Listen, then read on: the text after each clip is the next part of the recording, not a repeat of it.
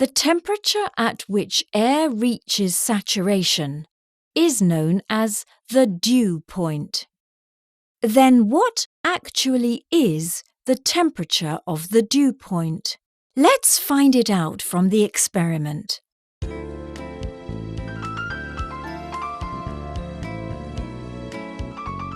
Prepare a thermometer, a glass, some water, and ice cubes.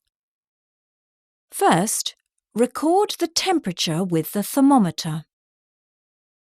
Put some ice cubes and some water in the glass. Then, put the thermometer in the icy water. Wait and see. Can you see anything on the glass? There are some water droplets. Record the reading on the thermometer. The temperature is 4 degrees Celsius. It means the air becomes saturated at 4 degrees Celsius. Why do water droplets form on the glass? When air makes contact with a cold surface, its temperature drops.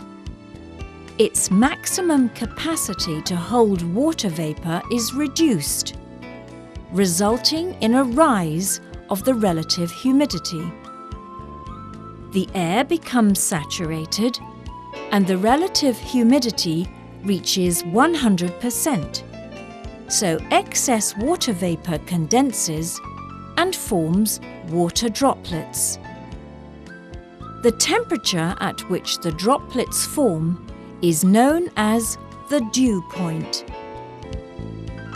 Under different conditions, the amount of water vapour in the air will be different. You can repeat this experiment in an outdoor area and find out the dew point.